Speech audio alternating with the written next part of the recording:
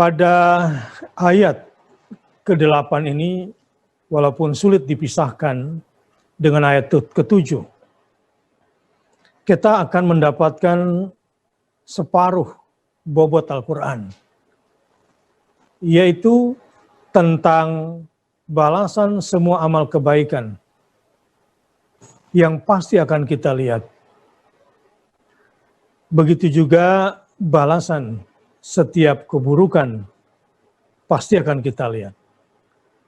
Nah, bersama Ustaz Deden kemarin kita sudah juga mendalami ayat 7.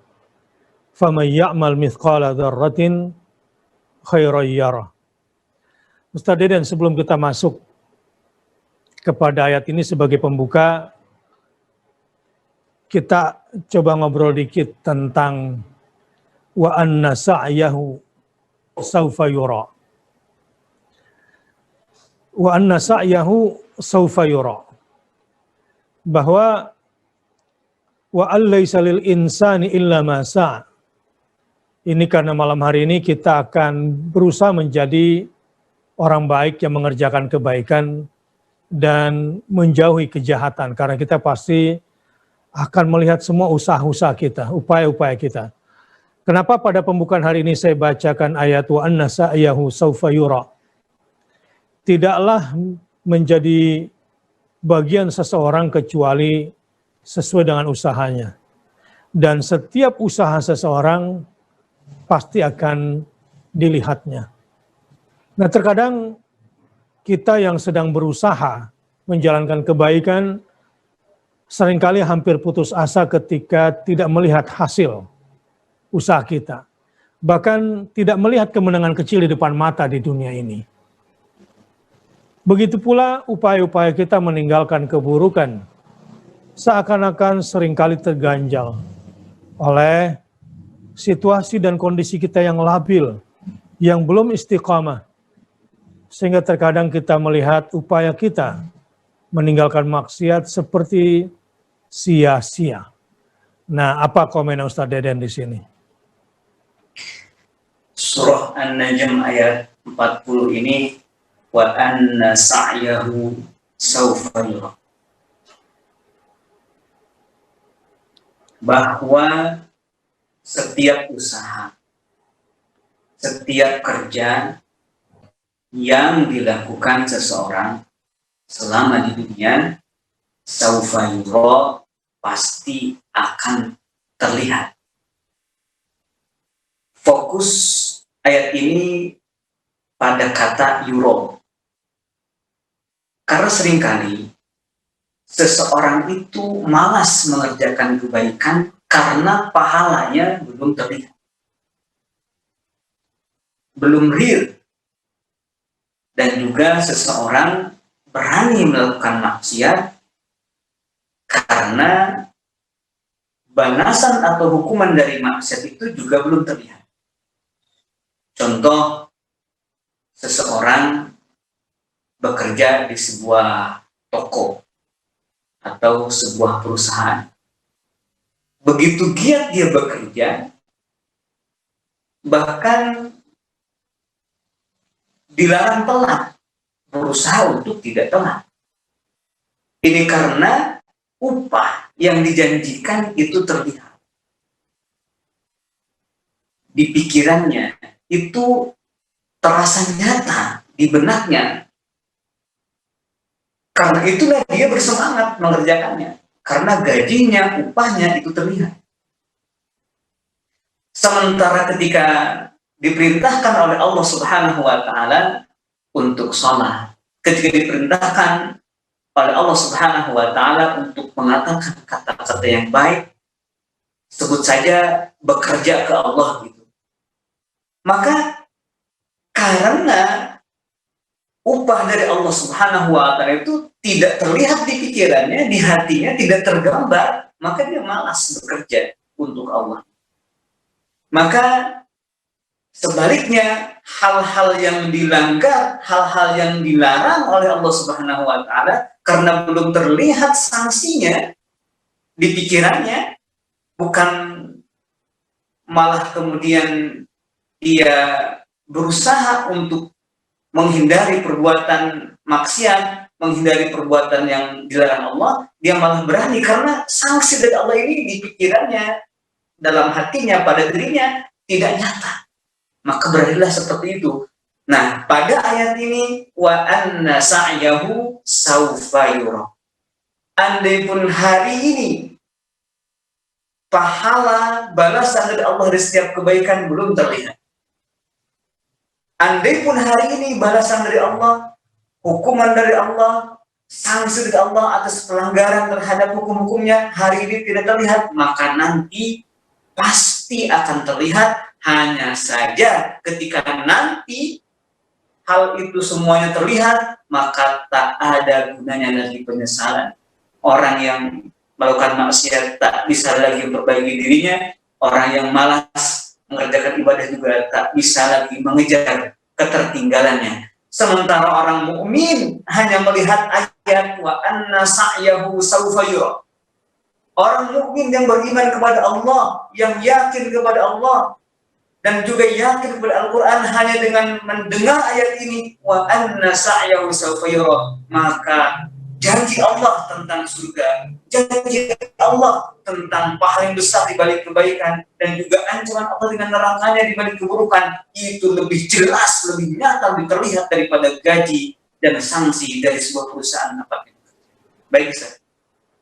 Jadi para sahabat yang berbahagia,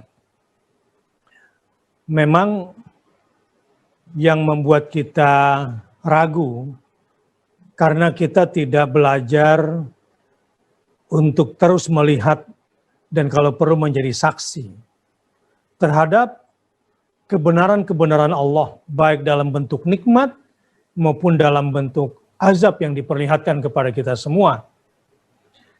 Sebetulnya untuk bisa meyakini apa yang digambarkan di dalam Al-Quran ini, ada dua langkah yang menurut saya efektif. Yang pertama, bahwa sering-seringlah mengakui dan menggagungkan nikmat-nikmat Allah. Supaya kita betul-betul bukan cuma melihat, tetapi menyaksikan nikmat yang begini besar ini. Rasulullah SAW contohnya, tidak pernah melihat nikmat itu biasa-biasa saja. Selalu memuji Allah Subhanahu wa Ta'ala sehingga tidak pernah mencela makanan. Ini kan berarti sebuah kecerdasan, bukan sekedar kecerdasan emosional, ada kecerdasan spiritual di situ untuk selalu menyaksikan dan mengagungkan nikmat-nikmat Allah Subhanahu wa Ta'ala. Begitu juga melihat dan menyaksikan peristiwa-peristiwa yang manusia akibat perilakunya, dosa-dosanya diazab atau disiksa di dunia ini. Dan itu adalah bagian daripada peringatan Allah bahwa di akhirat juga akan ada seperti itu. Yang kedua, sebetulnya apa yang akan kita lihat nanti semua sudah diperlihatkan di dalam Al-Quran. Bukan belum ada. Mau cerita tentang apa misalnya? فَمَنْ يَعْمَلْ مِثْقَالَ ذَرَّةٍ خَيْرًا يَرَهُ. Semua khairat surga itu sudah diperlihatkan di dalam Al-Quran. Jadi kita tidak disuruh mencari mahkota yang hilang sebetulnya. Sudah ada. Cuma barangkali selama ini kita menjadikan Quran yang menggambarkan tentang surga, وَمَنْ يَعْمَلْ مِثْقَالَ ذَرَّةٍ شَرًّا يَرَهُ. Ini kan soal neraka. Orang-orang yang hidup kalbunya dengan ainul basirah, dengan mata batinnya, mata hatinya, sudah melihat sebetulnya kebaikan-kebaikan yang akan diterimanya di surga sudah ada di dalam Quran itu. Begitu jelas, begitu nyata, begitu detail.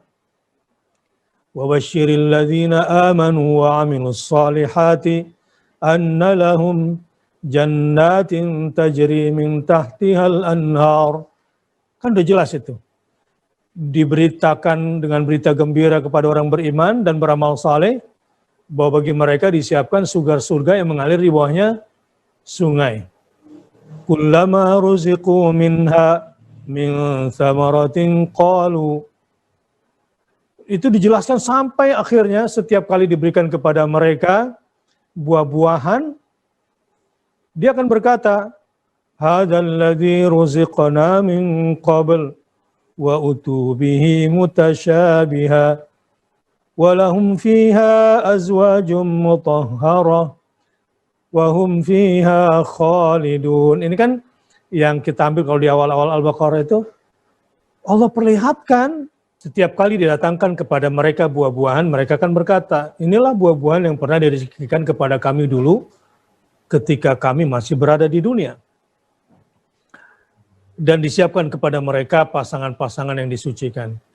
Jadi Ustaz Deden, sebetulnya ketika membahas فَمَنْ يَعْمَلْ مِثْقَالَ ذَرَّةٍ خَيْرًا يَرَهُ وَمَنْ يَعْمَلْ مِثْقَالَ ذَرَّةٍ شَرًّا يَرَهُ, kan sudah dikasih lihat ya di dalam Quran ya semuanya. Bukan disuruh mengawang-awang kan, disuruh menghayal, enggak kan? Begitu, apa komennya Ustaz Deden kira-kira? Persoalannya kelengahan yang disebut dengan alhaqumut takatsur pada surah At-Takatsur.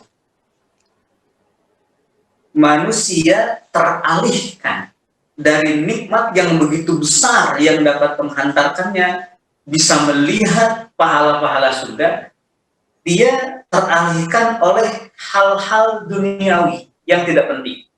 Iya. Alhaqumut takatsur. At-takatsur inilah berlomba tentang urusan dunia dalam hal-hal duniawi, itu melalaikan dari nikmat Allah yang begitu besar. Bahkan nikmat Allah yang sudah hadir hari ini itu tidak terasa besarnya karena hatinya menginginkan nikmat yang belum ada. Bahkan nikmat matahari yang setiap hari terbit itu nggak terasa. Kata Imam Al-Ghazali, nikmat matahari itu nikmat besar masuk kategorinya. Yang dimaksud nikmat besar oleh Imam Al-Ghazali adalah nikmat yang apabila hilang 1 detik saja itu rusak semua. Misalkan kita punya apa? Kita punya uang, punya rumah, punya kendaraan yang mewah, tetapi matahari padam hari itu. Wah, itu rusak semua. Tetapi ketika kemudian setiap hari kita melihat matahari, karena apa yang diinginkannya itu bukan itu, dia merasa apa yang hari ini ada itu tidak akan hilang. Maka dia berpikir nikmat yang belum ada, maka nikmat yang sudah ada itu tidak terasa. Yakni pahala surga itu sudah ada, sudah bisa dilihat dari sela-sela ayat Al-Quran, hanya saja kemudian manusia sendiri terlalaikan oleh kesibukan duniawinya, hal-hal yang tidak penting, mengalihkan pandangannya dari hal yang penting. Disitulah kemudian dia menjadi tidak melihat, padahal nikmat besar dan padahal pahala dari Allah itu sudah ada di depannya. Ya, jadi ada hijab antara hati kita sebetulnya dengan Al-Quran. Nah, hijab ini yang mesti kita singkap.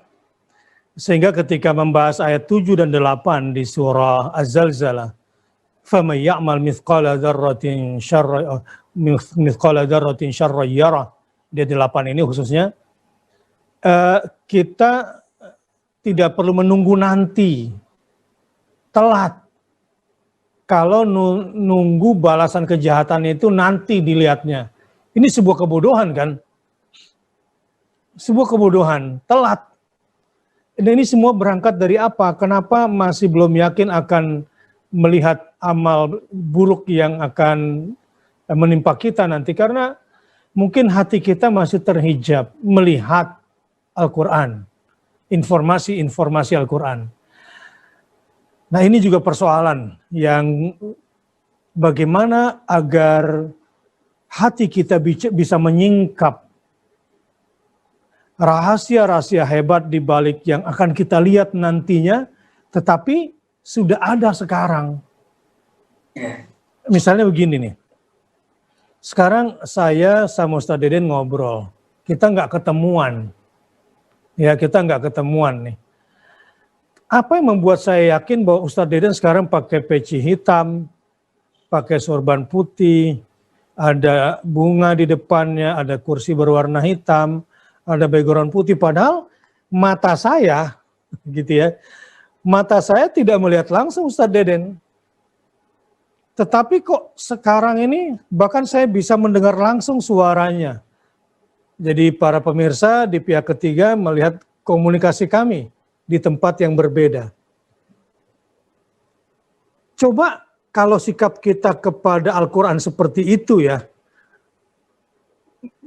Al-Quran itu kan membawa informasi yang begitu terang tentang surga, informasi yang terang tentang neraka. Jadi apa yang disampaikan oleh Al-Quran itu betul-betul tidak ada hijab di depan kita. Saya tadi mikir-mikir ulama dulu, kalau ulama dulu nih misalnya Buya Hamka di Indonesia, dengan syekhnya ada di Mesir, kira-kira pakai apa ya komunikasinya? Kalau nunggu telegram kan lama banget itu. Tok tok tok tok tok tok tok tok tok tok tok tok tok tok, baru keluar kertas kecil gitu kan, baru dibaca kayak Morse gitu. Dibanding sekarang, orang bisa belajar online dan begitu yakin secara online ini. Seperti saya melihat misalnya Ustadz Deden ada screen di depan mata saya. Ustadz Deden bisa ngeliat saya nggak? Bisa, Ustaz. Bisa ya. Ada gambar di situ. Ada gambar. Ya. Nah di sini ada media juga.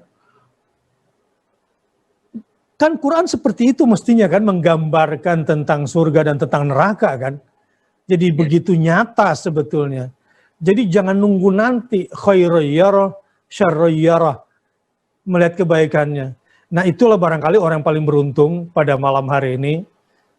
Dan mudah-mudahan kita semua termasuk orang yang beruntung kalau melihat Al-Quran. Ini kalau udah begini nih para sahabat, pengalaman saya pribadi lah. Itu kalau sengantuk-ngantuknya sholat subuh, sengantuk-ngantuknya qiyamul lail, kalau tujuannya itu untuk melihat Quran, ya kadang-kadang saya juga baca pakai Quran yang besar gitu, sambil sholat, karena tujuan saya, kalau saya melihat kemudian saya membayangkan sambil memahami artinya, jadi segar gitu. Jadi begitu nikmat melihat setiap ayat itu seperti begitu visual. Nah, kata kuncinya barangkali visual Al-Quran bagi hati yang tidak terhijab, atau visualisasi Al-Quran yang tersingkap di depan hati yang tercahayakan dengan Al-Quranul Karim. Tapi memang untuk bisa seperti itu, ya kita minta hidayah terus dari Allah Subhanahu wa Ta'ala. Nah, Ustaz Deden silakan diperdalam lagi. Dalam surah Al-Isra ayat 45, A'udzu billahi minasyaitonir rajim. Wa idza qara'tal Qur'ana ja'alna bainaka wa bainal ladzina la yu'minuna bil akhirati hijaban mastura. Dan apabila engkau membacakan Al-Quran, maka kami pasang antara engkau dan antara orang-orang yang tidak mengimani akhirat hijaban masturo, hijab yang menutupi, tapi hijab itu pun juga tidak terlihat. Masturo. Yang membaca ini Rasulullah. Dan pengaruh Al-Quran kepada hati manusia sangat jelas, begitu tajam. Yang tak mengimani pun terpengaruh. Tetapi mereka tidak tergerak beriman kepada Rasulullah. Itu karena ada hijab. Allah begitu murkanya, Allah begitu marahnya kepada orang-orang yang tidak mengimani akhirat ini, sampai Allah tidak berikan kesempatan mereka untuk bisa mendengar atau sampainya makna-makna ayat Al-Quran ke dalam hati mereka. Sudah hijaban masturon pula ya. Sudah mastur. Hijab yang menutupi dan hijabnya pun juga tak terlihat. Begitu buta. Padahal di depan mereka adalah Rasulullah SAW. Ada kalimat dari Miqdad Ibnu Aswad sahabat Rasulullah SAW ketika mendengar orang berkata, kata orang tersebut, engkau begitu bahagia karena bertemu langsung dengan Rasulullah, mendapatkan ayat langsung dari mulut Rasulullah, dan kami hari ini tidak bisa melakukan itu. Lalu Al-Aswad, Miqdad ibn Aswad, menjawab orang tersebut, berhati-hatilah. Janganlah kamu berharap hidup bersama Rasulullah dengan tujuan bisa beriman kepada beliau dan mendapatkan Al-Quran langsung dari lisan beliau. Karena ketahuilah, banyak orang-orang yang melihat wajah beliau, banyak orang-orang yang mendengar Al-Quran langsung dari mulut beliau, tetapi seumur hidupnya mereka menjadi musuhnya Rasulullah SAW. Ini adalah orang-orang yang tidak mengemani akhirat, yang Allah kemudian marah. Allah pasangkan tirai yang menyeliputi dirinya sampai pesan Al-Quran yang dibacakan oleh Rasulullah tak sampai kepada mereka. Ini musibah yang sangat besar ketika Allah sudah marah, ketika Allah sudah tak lagi memberikan kesempatan yang disebut khatamallahu ala qulubihim wa ala sam'ihim wa ala absarihim ghishawah wa lahum azabun azim. Ini saya ketika membaca surah Al-Isra ayat 45 ini, ada selalu yang harus diperbaiki. Misalkan saya punya lidah, ketika saya mau tertidur, saya harus ingatkan bahwa kata-kata yang terucap dari mulut ini haruslah nama Allah, haruslah Al-Quran. Dan juga ketika bangun, maka yang terucap dari lidah ini juga harus nama Allah, dan juga harus Al-Quran. Demikian pula mata ini yang terakhir kali dilihat sebelum tidur adalah ayat. Dan juga setiap kali bangun yang pertama dilihat itu adalah ayat. Perjumpaan dengan ayat yang begitu sering dan menjadi penutup dan pembuka aktivitas kita sehari-hari, karena yakin kepada akhirat, maka dengan itu kita mulai hari dengan melihat dan dengan mengucapkan asma Allah, dan menutup hari juga dengan melihat dan mengucapkan asma Allah dan ayat-ayat Allah, maka hijab itu perlahan-lahan Allah singkirkan. Allahu Akbar. Semoga Allah Subhanahu wa Ta'ala membuka hati kita semua, mencahayakan hati kita semua, sehingga tidak ada hijab, dan tersingkaplah di depan mata kita pada hari ini, terutama di depan mata hati kita, tentang kebenaran janji Allah, bahwa setiap perbuatan baik pasti akan kita lihat balasannya, dan setiap perbuatan buruk dari kita juga pasti akan merasakan setelah melihatnya.